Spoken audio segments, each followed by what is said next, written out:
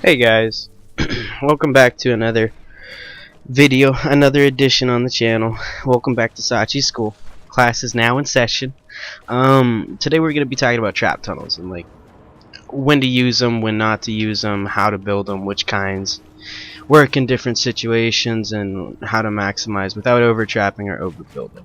So right now I'm setting up for your just classic trap box.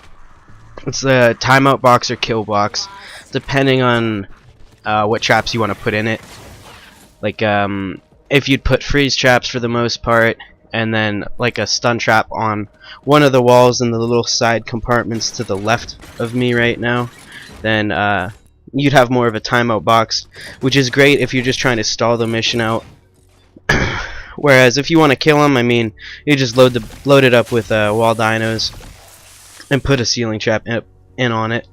That way they go in and hopefully they don't come out. Smashers, those are a bit of a different story, and even if you do have a trap tunnel, I mean, I would still recommend you just put the smashers down with your guns faster. That way they can't get through and then charge if you don't have a 45-degree angle up, or just break stuff, because nobody likes smashers and nobody likes propanes, especially when they break your stuff. It's not fun.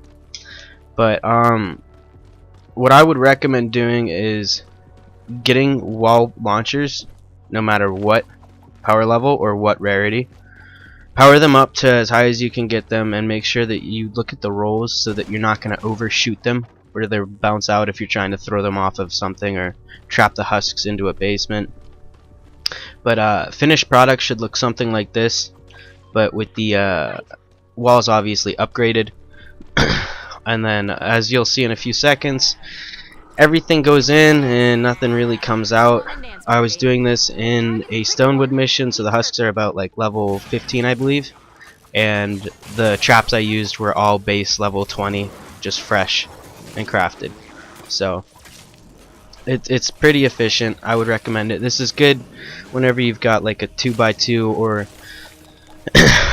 an area where you're not so sure what to do with it, and you need to trap it, like in SSDs and whatnot. There's so many places in Stonewood, Plankerton, Canny, and Twine that you can just simply put them up. Even if it's just one timeout little timeout box, then you can just launch stuff in there, get it down real quick, and then you're good. You don't have anything to worry about. Right here, I'm setting up for a stair. Like whenever husks come upstairs, those are typically easy to trap for if you just want to go like a basic route about it, and you just put the walls up and ceilings drop down with stairs on it. But I can't say I've seen it in any other videos, the strategy that I enjoy doing, which is to build a second rampway that they're gonna have to come up. You'll see in a second or two. And they get to the top of the stairs, they get launched up from a floor launcher and will fall back down the stairs or floor, depending on what fits, so that it will catch them and you don't have to worry about them just getting launched up and falling right back down in place. Ideally, this is good for just about any type of a mission. But ideally though, if you get any type of stairs and you're trying to stall out the mission and not have to kill everything with your guns and waste the durability on your guns, then that works perfectly fine. I mean, I've never had a problem with it. Occasionally some things won't get caught, but that's why you have guns and schematics and swords and what have you to finish off the husks that do make it through. Like any trap tunnel you could make could have everything get killed theoretically, but that's not going to be the case so often, because you will run into outlying situations where not everything does get killed, or somehow a husks makes it through with all of the cooldowns. They just get really lucky when your traps are reloading. So you're like, oh well, you're gonna have to put him down one way or the other. Or you could just let him run into the Atlas or whatever it is that you're defending. Now why not? He'll die one way or the other, right?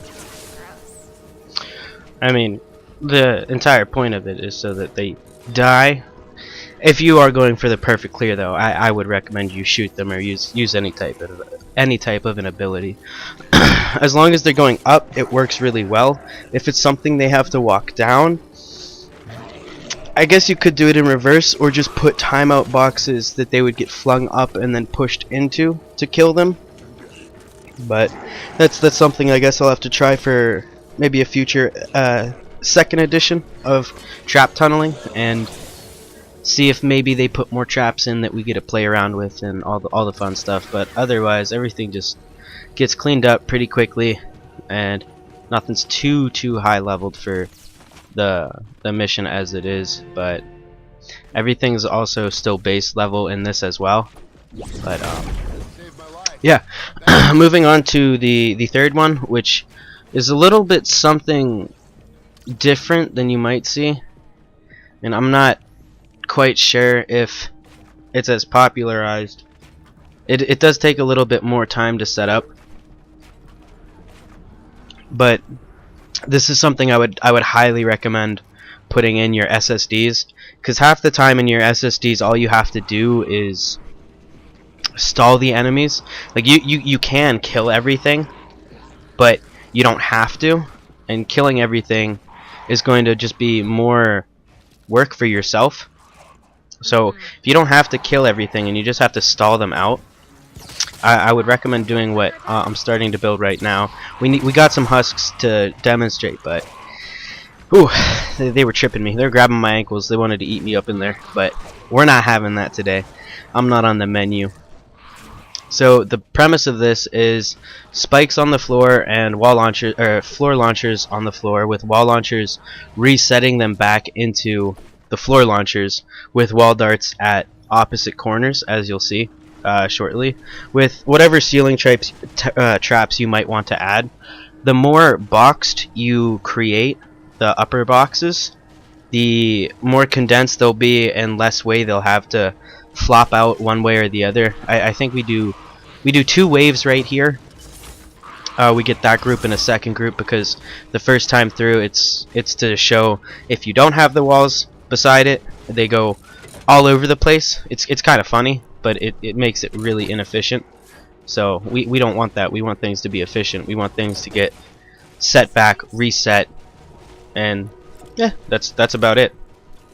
If you get them set back and reset, then they just have to go back through, and ideally you'd stack this up maybe back 2 or 3 more times if it's in an SSD and you know the spawn point, and there's plenty of spawn maps out there. You can also use a good amount of just context clues from looking at the storm and the overlying area to see where they'll expand, where they're going to come from, and where you should be trapping them. One thing I would say definitely though is just like, don't be afraid to get creative with when it comes to making trap boxes, tunnels, timeout boxes, dealing with things on the stairs, all the fun stuff. Because if you're just gonna go, oh, this is the only way we have to do it, by no means am I saying that, and I don't want you to think that either, because it's more of a creative process for me and for you guys as well. And ultimately this is just something I think would be able to help you guys do better in your SSDs, get better. It helps you get more V-Bucks, do better in your SSDs, and not have to go into it like, uh-oh, I'm not going to be able to do this, or I don't have traps. Like traps in Stonewood, traps in Plankerton, they're a little bit overrated, but that's when I would say look for good schematics. Look for the rolls. You don't want too much durability, and you don't want too much of some, like there's certain things, and I'll do another video on this later as to how to identify whether a schematic is good or not for traps and guns. Probably Tuesday that video will be up, and then from there I hope you guys are able to take it and go with it. It's like there is no one way to play a game, so just do it how you see fit. I'd like to give a shout out to V Smile for helping me hoard some husks around and keep them distracted while I was building this stuff. It made it a lot easier than me having to go get them. Outside of that, I think that's just about it. As you can see here, they come in, they get pushed back, they take the darts, they get slowed, flinged up, and back over, and shot, and there you go. It's as simple as that. And then you just keep it tearing backwards. What might be something to consider would be to put in a kill box there, or alternate it, but who knows? I don't. Thanks for watching, and I hope this helped you out. Take it easy, guys.